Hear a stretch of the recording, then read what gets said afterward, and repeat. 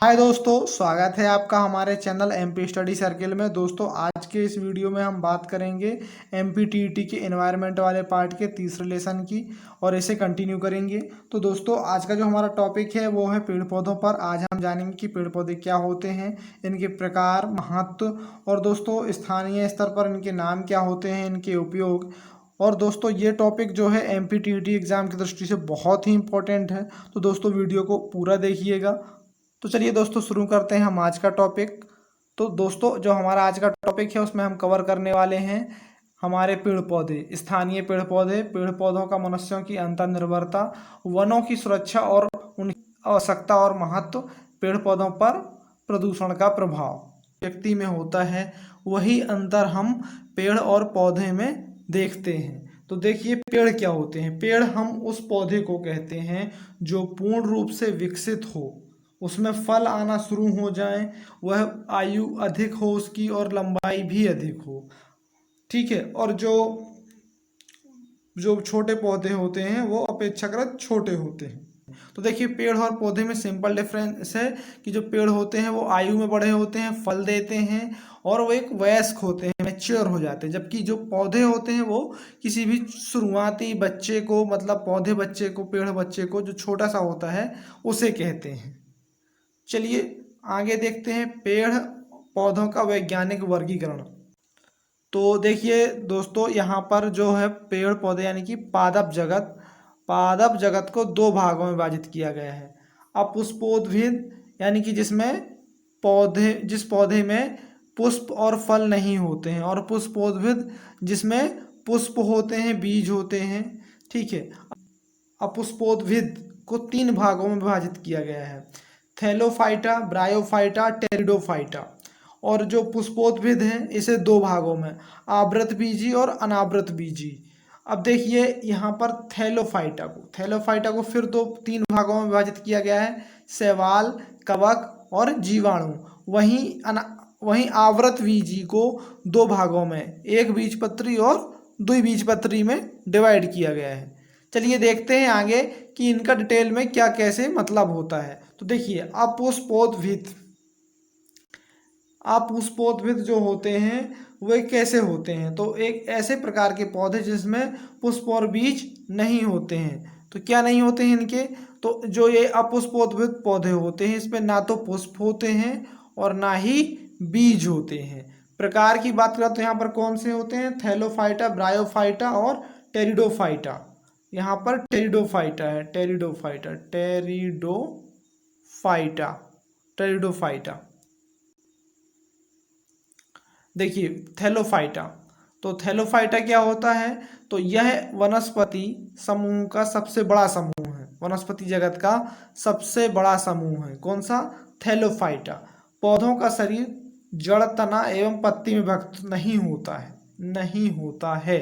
यानी कि जो ये पौधे होते हैं, तो ये जो पौधा पूरा होता है ना, तो इसमें जड़, तना, पत्ती कुछ भी नहीं होता है, मतलब इसमें डिवाइड नहीं होता। संवहन ऊतक नहीं पाए जाते हैं। और जो संवहन ऊतक होते हैं यानी कि ऐसे टिश्यू जो खाना, भोजन वगैरह को एक कोशिका से, एक अंग से या एक स्थान से दूसरे स्थान तक पेड़ में ले जाते हैं, वे भी इसमें नहीं होते हैं।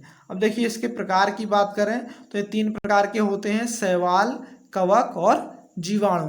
अब देखिए आप ये फोटो लगी हुई है, आप इसे देख सकते हैं कि जो एक पतली पतली सी लेयर बनी हुई है, यही कहलाते हैं ये थैलोफाइटा। अब देखिए, थैलोफाइटा तीन प्रकार के थे, शैवाल, कवक और जीवाणु। तो सबसे पहले हम क्या देखते हैं, शैवाल को, एल्गी। तो एल्गी कहते हैं इसे इंग्लिश में। और शैवाल के अध्ययन को क्या बोलते हैं, फाइकोलॉजी। शैवाल प्रायः पर्णहरित युक्त, ऊतक रहित, आत्मपोषी होते हैं। तो जो शैवाल होते हैं, आपने देखा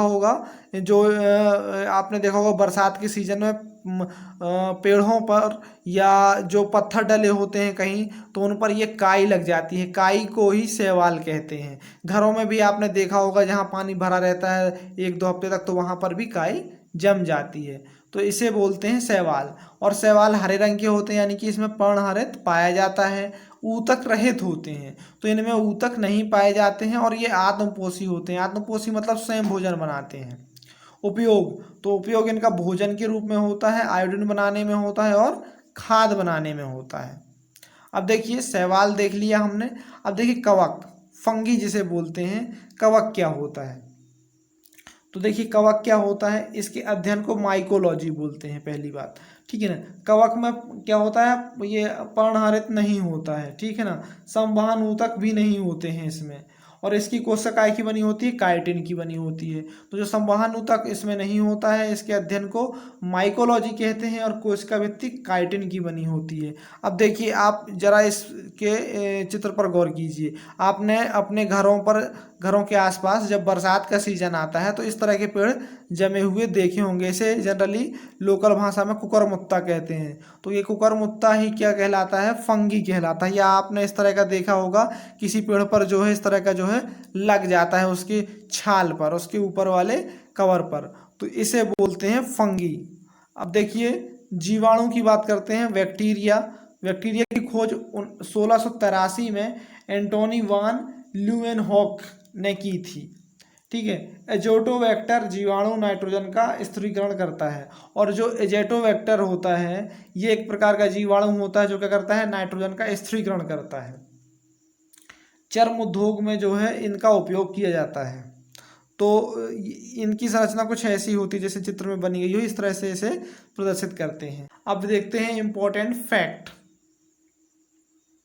तो दोस्तों देखिए कुछ इंपॉर्टेंट फैक्ट देखते हैं। शैवाल में कार्बोहाइड्रेट, अकार्बनिक पदार्थ और विटामिन ए, सी, डी, ई होता है। तो शैवालों में क्या होता है, कार्बोहाइड्रेट होता है, अकार्बनिक पदार्थ होता है यानी कि इनऑर्गेनिक मटेरियल, और विटामिन ए, सी, डी, ई होती है। भारत में भोजन के रूप में अम्बलक्स जो होता है शैवाल, वो उपयोग में लाया जाता है। सारगासम जो शैवाल होता है उससे क्या कृत्रिम ऊन बनाए जाते हैं। कारा और नाइटेला शैवाल जो है मलेरिया उन्मूलन में सहायक होता है। सबसे छोटा गुणसूत्र किसका होता है, शैवाल का जो गुणसूत्र होता है वो सबसे छोटा होता है। बर्फ पर पाए जाने वाले शैवाल को क्या बोलते हैं, क्रिप्टोफाइट्स कहते हैं। तो जो बर्फ पे शैवाल उगते हैं उन्हें क्या बोलते हैं, क्रिप्टोफाइट्स। और जो चट्टानों पर पाए जाते हैं उन शैवालों क्या बोलते हैं, लिथोफाइट्स। दोस्तों ये फैक्ट एग्जाम की दृष्टि से इंपॉर्टेंट है, आप इन्हें जो है अच्छे से देख लीजिएगा। क्लोरेला शैवाल, जो क्लोरेला शैवाल होता है वो अंतरिक्ष जब यात्री जाते हैं तो इसे लेकर जाते हैं। ये भोजन के रूप में जो है उपयोग में लाया जाता है। इसे अंतरिक्ष शैवाल के नाम से भी जाना जाता है। लेमिनेरिया नामक शैवाल में आयोडीन प्राप्त होता है, और जो लेमिनेरिया शैवाल होता है उससे क्या मिलता है, आयोडीन मिलता है। फिर क्या है, मैक्रो सबसे बड़ा शैवाल है। अब देखिए अगला जो है हमारा वो है ब्रायोफाइटा जो है, इसके बारे में देखते हैं। तो यह सबसे सरल स्थलीय पौधा समूह है। तो जो ब्रायोफाइटा है ये सबसे बेसिक लेवल का जो है पौधा होता है जो स्थल में पाया जाता है, जमीन पर पाया जाता है। इसमें लगभग 25,000 जातियां सम्मिलित हैं, और जो इस प्रकार की जो इस समूह है इसमें लगभग 25,000 जातियां शामिल हैं। इसमें जाइलम और फ्लोएम का अभाव होता है। तो जो जाइलम फ्लोएम जो संवहन ऊतक होते हैं पौधों में वो इसमें अनुपस्थित होते हैं। इसे वनस्पति जगत का एम्फीबिया बोलते हैं, और इसे वनस्पति जगत का एम्फीबिया बोलते हैं। एम्फीबिया मतलब उभयचर, मतलब कि ये उभयचर, जैसे कि जंतुओं में मेढक उभयचर की श्रेणी में आता है, उसी तरह पादपों में जो ये ब्रायोफाइटा है वो उभयचर की प्राणी श्रेणी में आता है। ये मृदा अपरदन रोकने में भी सहायक होते हैं। तो जो मृदा का अपरदन होता है बरसात के कारण, तो ये उसे रोकने में भी सहायक होते हैं। ये जो है इनकी जड़ें जो है नीचे तक चली जाती हैं और ये उसे रोके रखते हैं। यह भ्रूण बनाने वाले पौधों का सबसे साधारण व आद्य समूह है, यानी कि यह जो भ्रूण बनाने वाले पौधे होते हैं उसका यह सबसे साधारण बेसिक टाइप का और सबसे पुराना समूह है। अब देखिए इसके अलावा जो नेक्स्ट इसके पॉइंट है वो क्या है, ये छायादार तथा नम स्थानों पर पाए जाते हैं। तो जो ब्रायोफाइटा टाइप के पौधे होते हैं ये कहाँ पाए जाते हैं, छायादार तथा जहाँ नम स्थान होते हैं। सबसे बड़ा ब्रायोफाइटा डायसोनिया है, वहीं सबसे छोटा ब्रायोफाइटा जुआप्सिस है। संवहन तंत्र का न होना ब्रायोफाइटा का सबसे विशिष्ट लक्षण है। तो इसमें क्या होता है कि संवहन तंत्र नहीं पाया जाता है और यही इसका विशिष्ट लक्षण है। दोस्तों अभी हमारा नेक्स्ट क्या है, टेरिडोफाइटा। टेरिडोफाइटा जो है तो देखिए ये इसका ये बना हुआ है, इस प्रकार का टेरिडोफाइटा का चित्र होता है, यानी कि इस तरह के ये पौधे होते हैं। तो इस समूह के पौधे नमी छायादार स्थल और जंगलों में पाए जाते हैं।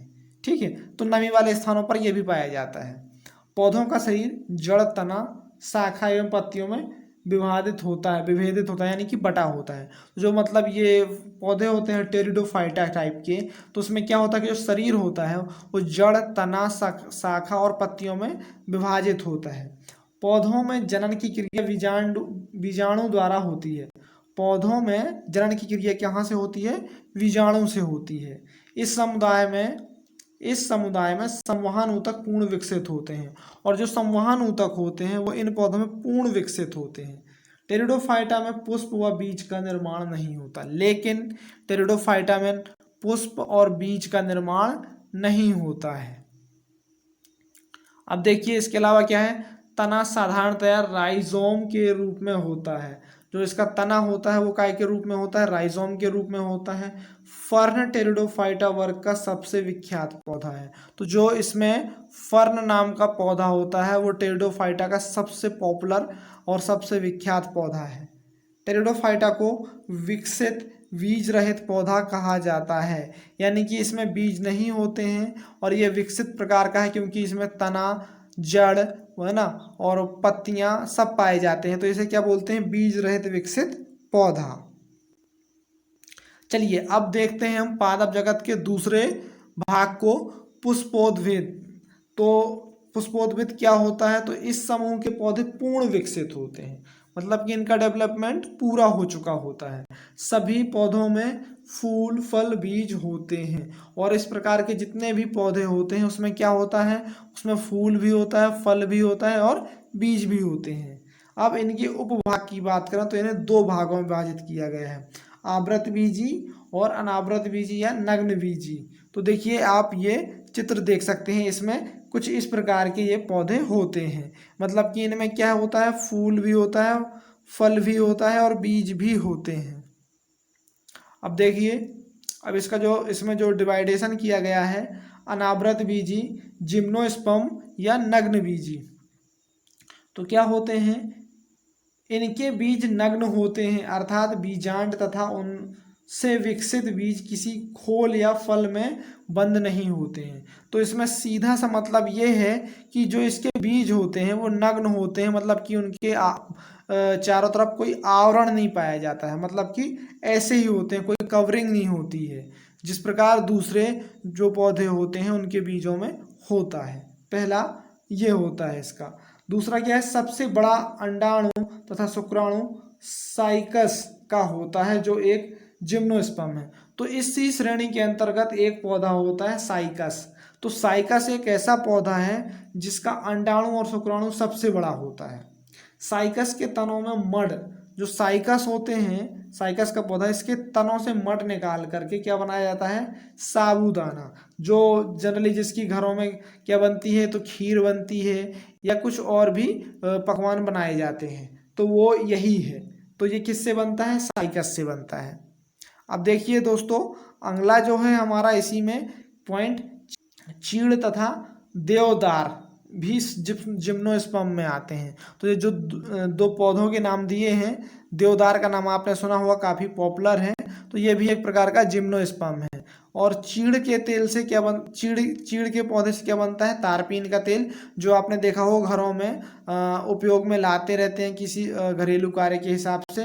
और देवदार से सेड्रस का तेल निकाला जाता है। साइकस को जीवित जीवाश्म कहा जाता है। उदाहरण क्या है इसके अलावा, साइकस के अलावा सिकोया, सेम्परविरेंस, तो ये अन्य जो है इसके उदाहरण हैं। अब देखिए आवृत बीजी, आवृत बीजी पौधे क्या होते हैं हम उसे देखते हैं। तो बीज क्या होता है, बीज सदैव फल के अंदर होता है। तो जो ऐसे पौधे होते हैं उसमें एक सबसे बड़ा अंतर ये होता है कि इसमें बीज एक कवर के अंतर्गत होता है, ऐसे खुला नहीं होता, उसमें क्या नग्न होता था। ठीक है, ये शाख, झाड़ियाँ तथा वृक्ष तीनों प्रकार के होते हैं। तो जो ये वाले पौधे होते हैं आवृत बीजी कवर वाले, ये शाख यानी कि छोटे, झाड़ियाँ उससे थोड़ी बड़े, और वृक्ष तीनों प्रकार के होते हैं। इनका जीवन चक्र मौसमी होता है, और जो इनका जीवन चक्र है वो मौसमी होता है। उदाहरण के लिए प्याज, लहसुन। प्रकार की बात करें तो ये दो प्रकार के होते हैं, एक बीजपत्री यानी कि मोनोकोट और द्विबीजपत्री यानी कि डाइकोट। चलिए अब देखिए ये तो हमारा हुआ। अब देखिए यहाँ पर हम सबसे पहले अंतर समझ लेते हैं कि मोनोकोट और डाइकोट में डिफरेंस क्या होता है। तो देखिए जो मोनोकोट होता है उसकी जो पत्तियाँ होती हैं वो इस प्रकार की होती हैं, यानी कि ऐसे कुछ पत्तियाँ इसकी होती हैं, ऐसे कुछ।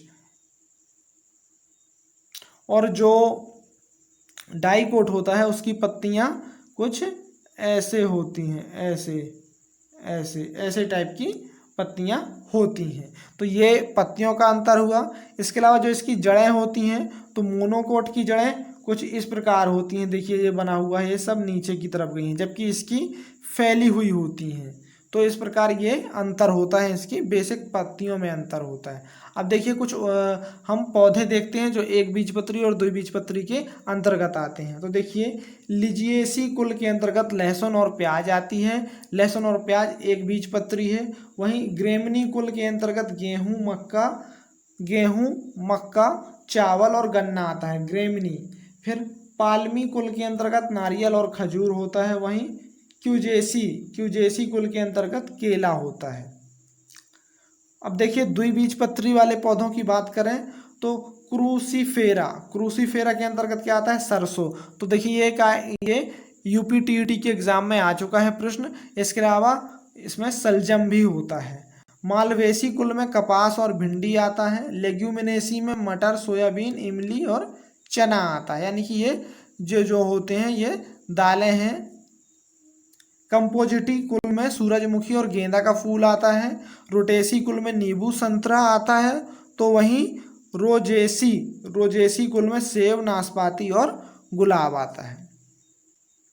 प्रकाश संश्लेषण, फोटोसिंथेसिस। तो प्रकाश संश्लेषण क्रिया बहुत ही महत्वपूर्ण प्रक्रिया है। यह क्रिया जो है हरे पौधों में होती है, वे अपने भोजन के लिए इस क्रिया को करते हैं। तो इस क्रिया को हम डिटेल से समझेंगे आज के वीडियो में। तो देखिए सबसे पहले पढ़ लेते हैं। दुनिया के हर जीव को जीवित रहने के लिए भोजन की जरूरत होती है, और सभी शाकाहारी जीव अपना भोजन पेड़ पौधों से लेते हैं। उसी तरह पेड़ पौधे भी जीवित रहने के लिए अपना भोजन तैयार करते हैं। हमारा ज़्यादातर भोजन पेड़ पौधों से आता है। जो इंसान हो या कोई और जानवर हो, उनका ज़्यादातर भोजन जो होता है वो किस पर आधारित होता है, पेड़ पौधों पर। जैसे आलू, फल, फूल आदि हमें पेड़ों से प्राप्त होते हैं। पौधे अपना खाना स्वयं तैयार करते हैं, और खाना बनाने में पेड़ों की सहायता उनकी पत्तियां करती हैं, जड़ें करती हैं और उनका तना करता है। पेड़ों को अपना खाना बनाने के लिए गर्मी की भी ज़रूरत होती है। तो देखिए यहाँ पर ये कहा गया है कि जो कोई भी सजीव है दुनिया में, उसे जीवित रहने के लिए, उसे अपना विकास करने के लिए किसकी ज़रूरत होती है, भोजन की, एनर्जी की। तो जो शाकाहारी होते हैं वो अपना भोजन कहाँ से प्राप्त करते हैं, वो करते हैं पेड़ पौधों से। और इंसान भी ज़्यादातर अपना जो भोजन है वो पेड़ पौधों से ही प्राप्त करते हैं। लेकिन पेड़ पौधे भोजन कहाँ से प्राप्त करते हैं, कैसे प्राप्त करते हैं, तो वही हम इस वीडियो में जानेंगे। तो पेड़ पौधे अपना भोजन किससे प्राप्त करते हैं, वो करते हैं प्रकाश संश्लेषण की क्रिया के द्वारा। इसमें उनकी सहायता कौन करता है, तो पेड़ में मुख्य रूप से सहायता उनकी पत्तियाँ करती हैं। इसके अलावा जड़, तने भी सहयोग करते हैं। चलिए आगे देखते हैं। जो उन्हें सूर्य से मिलती है, और जो ये इन्हें ऊर्जा है या जो इन्हें ताप है वो कहाँ से मिलता है, सूर्य से मिलता है। पौधों को खाना पकाने के लिए पानी की ज़रूरत पड़ती है। पौधों को खाना बनाने के लिए किसकी ज़रूरत पड़ती है, पानी की। और पानी और गर्मी के अलावा इनको पोषक तत्व और कार्बन डाइऑक्साइड की भी ज़रूरत पड़ती है। तो न्यूट्रिशन की और CO2 की भी ज़रूरत पड़ती है। CO2 उन्हें कहाँ से मिलता है और न्यूट्रिशन कहाँ से मिलता है, तो ये भी देखेंगे।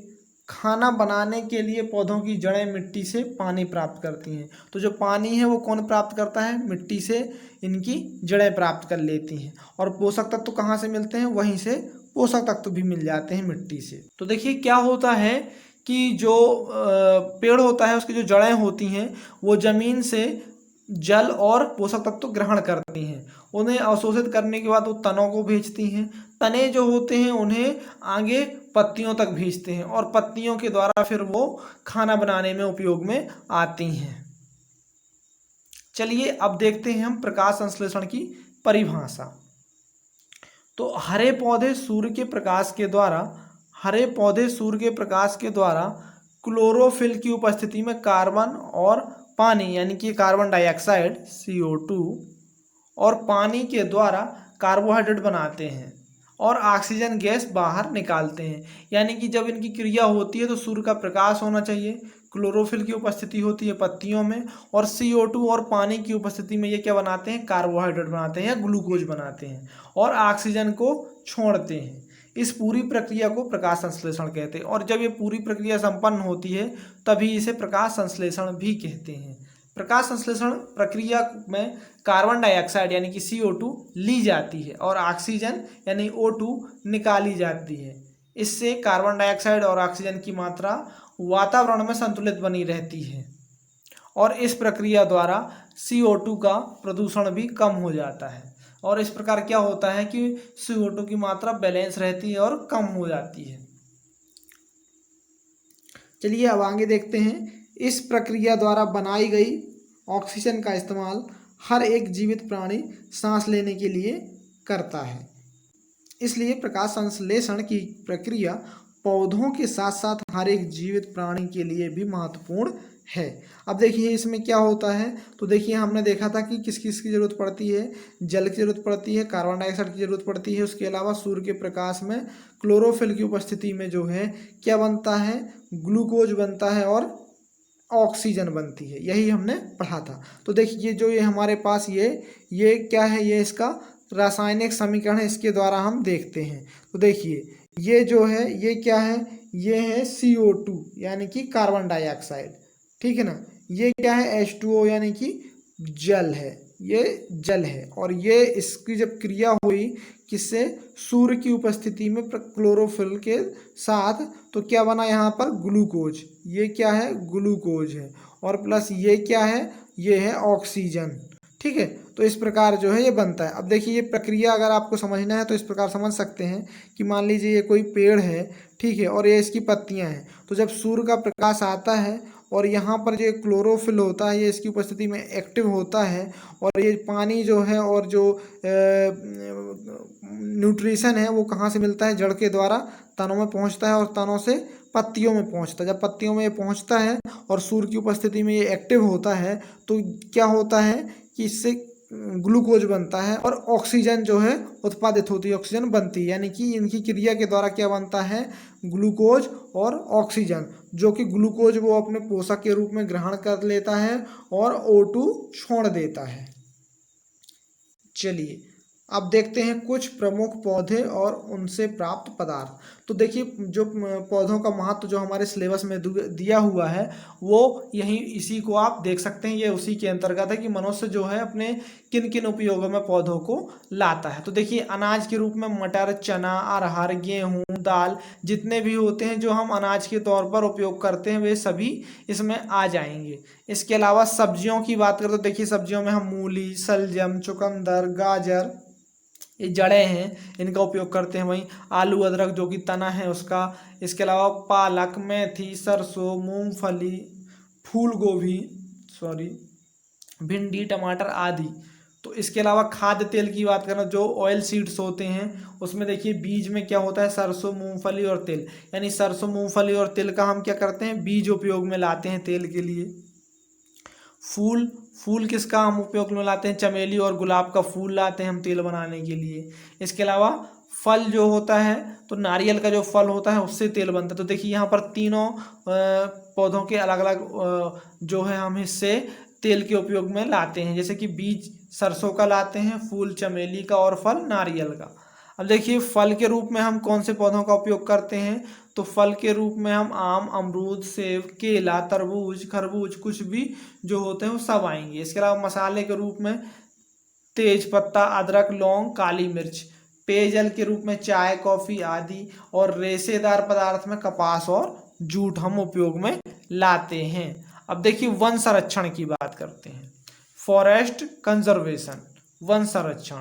तो वन संरक्षण वानिकी की एक शाखा है। जो वानिकी है उसका ये एक शाखा है जो किसी जंगल के संरक्षण या सुधार और प्राकृतिक या मानव निर्मित कारणों से जंगल को होने वाले नुकसान को रोकने और नियंत्रण से संबंधित है। तो देखिए जो वन संरक्षण है वो वानिकी एक शाखा है, और जिसके अंदर क्या होता है कि जो जंगल हैं उनका संरक्षण किया जाता है, उसमें सुधार किए जाते हैं, या अगर वो प्राकृतिक या मानव निर्मित कारणों से जंगल को हानि हो रही है, नुकसान हो रहा है, तो उसे रोकने का और नियंत्रित करने का प्रयास किया जाता है। इस वन संरक्षण की एक कानूनी स्थिति भी है और केवल जंगलों को नुकसान पहुंचाने वाले लोगों से सुरक्षा को व्यापक माना जाता है। इसी के लिए हमारी सरकार ने जो है कानून भी बना रखे हैं, जिसके तहत इन्हें नुकसान पहुंचाने वाले यानी कि हमारे वन्य प्राणियों और जो ये पेड़ पौधे इन्हें नुकसान पहुंचाने वालों के लिए कठोर प्रावधान भी किए गए हैं। चलिए अब देखते हैं कि हम किस प्रकार हम वनों का संरक्षण कर सकते हैं। वनों का संरक्षण, तो देखिए वनों का संरक्षण हम कैसे कर सकते हैं कि पुनर्रोपण एवं वन रोपण करके। तो जो है इनका हम वन रोपण करें तो हम इन पर क्या है कि इनकी संख्या जब बढ़ेगी तो निश्चित रूप से जो है वनों का संरक्षण होगा। हम अधिक से अधिक पेड़ पौधे लगाएं तो इससे क्या होगा, पेड़ों की संख्या बढ़ेगी, वातावरण भी शुद्ध रहेगा और ऑक्सीजन की मात्रा बढ़ेगी, कार्बन डाइऑक्साइड की मात्रा घटेगी। तो पुनः वन रोपण किया जाए। वृक्षों को नियमन यानी कि वृक्षों की नियमन और नियोजित कटाई करके। तो वृक्षों की नियमन यानी कि नियम के अनुसार जो है इनकी कटाई की जाए और नियोजित किया जाए, यानी कि नियोजन के साथ किया जाए कि उसमें अंधाधुंध कटाई ना की जाए, एक निश्चित नियम और निश्चित पैरामीटर के साथ जो है की जाए, ताकि ऐसा ना हो कि पेड़ों की संख्या घटे। पेड़ों की संख्या भी पर्याप्त बनी रहे और हम उससे जो है लाभ भी प्राप्त कर लें। जंगल की आग को नियंत्रित करना। इसके अलावा जंगलों में आपको पता होगा दोस्तों कई बार आग लग जाती है जिससे जंगल नष्ट हो जाते हैं, तो हमें ऐसी आगों को रोकना है। वृक्षों के संरक्षण के द्वारा हम वृक्षों का संरक्षण करेंगे तो वनों का संरक्षण होगा। लकड़ी से बनी वस्तुओं का कम मात्रा में उपयोग करके। तो जो लकड़ी की बनी हुई वस्तुएं होती हैं उनका हम कम से कम उपयोग करें तो भी हम इनको बचा सकते हैं, संरक्षित कर सकते हैं। अंत्येष्टि क्रिया में उपयोग ना करके, यानी अंत्येष्टि क्रिया का अर्थ है यहाँ पर कि जब सबको हम जलाते हैं तो उसमें हम क्या करते हैं, वृक्षों का मतलब लकड़ियों का उपयोग करते हैं। तो कहा गया है कि हम अंत्येष्टि में इनका उपयोग ना करें तो ज़्यादा अच्छा होगा। पर्यटन के माध्यम से जागरूकता फैलाकर, हम पर्यटन के माध्यम से भी जागरूकता फैला सकते हैं। सरकार द्वारा एक्शन लेकर, तो सरकार ने नियम कानून तो बना रखे हैं लेकिन सही से उनका पालन नहीं होता है। अगर उनका पालन सही से हो तो भी हम इसे संरक्षण दे सकते हैं, संरक्षित कर सकते हैं। अब देखिए वनों का प्रबंधन यानी कि मैनेजमेंट, यानी कि जो वन होते हैं उनका हम अच्छे से अगर प्रबंधन करें तो भी हम वनों को संरक्षित कर सकते हैं। अवैध रूप से होने वाली कटाई को रोककर, तो जो इलीगल जो रूप से जो है लकड़ी को जंगलों से काट लिया जाता है वहाँ के अधिकारियों के साथ मिलकर या चोरी छिपे, तो ऐसे चीज़ों पर भी हमें ध्यान देना होगा और रोक लगानी होगी। वन एवं वन प्रोडक्ट्स पर प्रॉपर उपयोग द्वारा, तो जो वन होता है, जो उसके प्रोडक्ट होते हैं उनका हम ऑप्टिमम यूटिलाइजेशन करें, यानी कि अधिकतम उपयोग करें, ताकि क्या होगा कि हम उससे अधिकतम उपयोग करेंगे तो हमें नए या दूसरे पौधों का उपयोग जल्दी करने की आवश्यकता नहीं पड़ेगी। जैसे कि अगर हम किसी बड़े लकड़ी को काटते हैं तो उसके हम तनों को फेंक देते हैं, जो कमज़ोर होते हैं उन्हें ना फेंकें बल्कि हम उसका भी कुछ ना कुछ उपयोग कर लें। वनों को बेचने से रोकने पर, तो वनों को बेचने से रोकना चाहिए। खाना बनाने के लिए लकड़ी का उपयोग ना करें। खाना बनाने के लिए हम किसका उपयोग करें, एलपीजी का करें, हम लकड़ियों का उपयोग ना करें। एक तो इससे वनों की भी कमी हो रही है, दूसरा इससे वायु प्रदूषण भी होता है, तो हमें इससे बचना होगा। खाना बनाने में लकड़ियों का उपयोग कम करें, ये तो हो गया। पेपर प्रिंट का उपयोग करें, यानी कि यहाँ पर ये कहा गया है कि हम पेपर का उपयोग ना करके जो डिजिटल प्लेटफॉर्म है, डिजिटल, उसका उपयोग करें, यानी कि जो हम पेपर पढ़ते हैं वो डिजिटल रूप में पढ़ें, तो इससे भी वनों को संरक्षण मिलेगा। चलिए अब देखते हैं भारत में वनों का वर्गीकरण, यानी कि जो हमारा भारत है, भारत देश है, उसमें कितने प्रकार के वन पाए जाते हैं। देखिए यहाँ पर सामान्यतः सभी प्रकार के वन पाए जाते हैं। देखिए जैसे पहला उष्णकटिबंधीय सदाबहार वन, उष्णकटिबंधीय सदाबहार वन, उष्णकटिबंधीय पर्णपाती वन, उष्णकटिबंधीय शुष्क वन, मरुस्थलीय वन, डेल्टाई या मैंग्रोव दलदली वन और पर्वतीय वन। तो 1 2 3 4 5 6 प्रकार के कुल यहाँ पर बताए गए हैं। अब देखिए दोस्तों, उष्णकटिबंधीय वन, तो ये उष्णकटिबंधीय सदाबहार वन होते हैं। तो ये ऐसे वन होते हैं दोस्तों जो एकदम हरे भरे रहते हैं हमेशा, साल भर। तो देखिए दोस्तों, अगर हम इसके बेसिक कुछ बातों पर ध्यान दें तो यहाँ पर जहाँ ये पौधे होते हैं, पेड़ होते हैं, वहाँ की औसत वर्षा 200 सेंटीमीटर से लगभग अधिक ही होती है। वहीं तापमान 25 डिग्री से 28 डिग्री के मध्य होता है। ऊंचाई जो इन पौधों की होती है, पेड़ों की, वो 40 से 60 मीटर तक की होती है। और ये किस क्षेत्र में पाए जाते हैं, तो भारत के, तो पश्चिमी घाट के पश्चिमी ढाल में, उत्तर पूर्वी भारत में, अंडमान निकोबार द्वीप समूह में ये वृक्ष ज़्यादा पाए जाते हैं। प्रमुख वृक्ष की बात करें तो रबड़, महोगनी 2017 में आ चुका है, नारियल और सिनकोना। तो देखिए रबर, तो जो ये पौधा लगा हुआ है देखिए चित्र में, ये भी किसका है, ये भी रबर का है। इसके द्वारा क्या किया जा रहा है, हम देख पा रहे हैं, रबर को निकाला जा रहा है। तो ये एक प्रकार का कौन सा सदाबहार वृक्ष है। अब देखिए उष्णकटिबंधीय पर्णपाती वन, तो देखिए सदाबहार वन की बात की तो क्या होते हैं, वे हमेशा हरे भरे रहते हैं, यानी कि साल भर। जो पर्णपाती होते हैं वो क्या होते हैं, शुष्कता, यानी गर्मियों के समय में अपने पत्ते गिरा देते हैं। तो ऐसे पौधे क्या करते हैं, गर्मियों में अपने पत्ते गिरा देते हैं।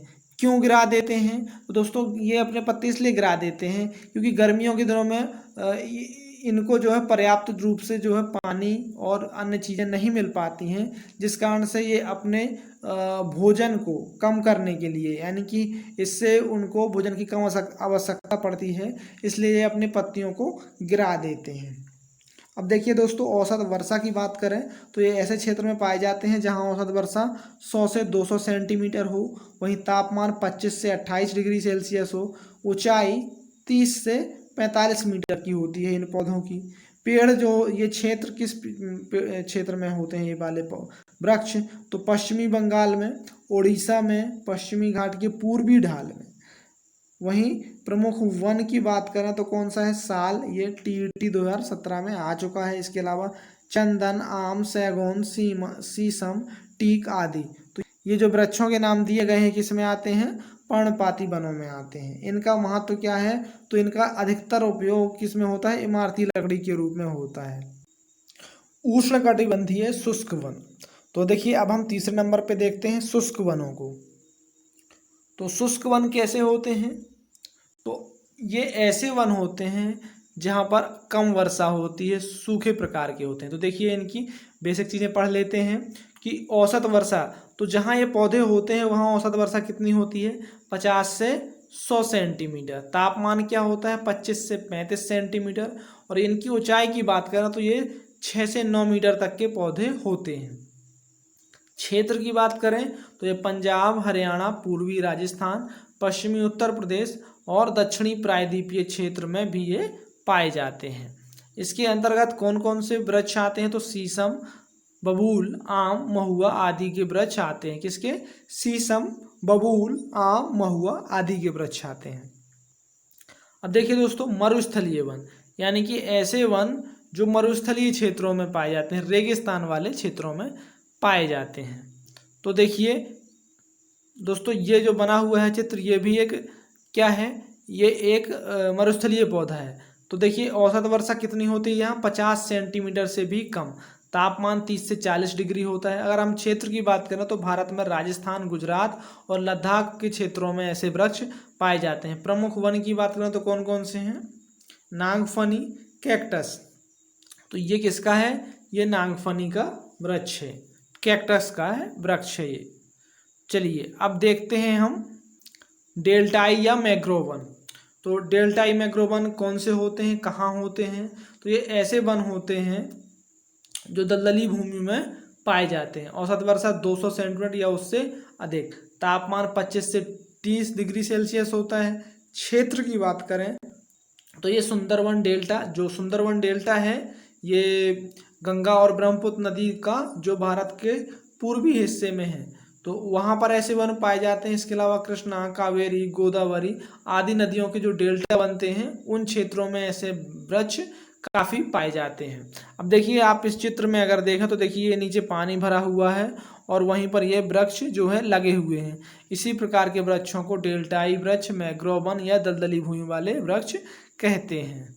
चलिए अब देखते हैं पेड़ पौधों पर प्रदूषण का प्रभाव। तो जो हमारे ये पेड़ पौधे होते हैं इसमें किस प्रकार का प्रदूषण का प्रभाव होता है। तो देखिए वायु प्रदूषण के कारण क्या होता है, पेड़ पौधों की प्रकाश संश्लेषण की क्रिया प्रभावित हो जाती है। तो जब वायु प्रदूषण होता है तो क्या होता है कि पेड़ पौधों की जो प्रकाश संश्लेषण की क्रिया है वो कम हो जाती है, क्योंकि उन्हें पर्याप्त मात्रा में रोशनी नहीं मिलती है।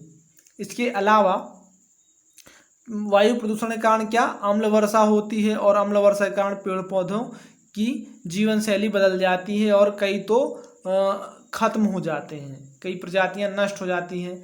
मृदा प्रदूषण के कारण भूमि पोषक तत्वों का ह्रास होता है और इससे पौधों का उचित विकास नहीं होता है।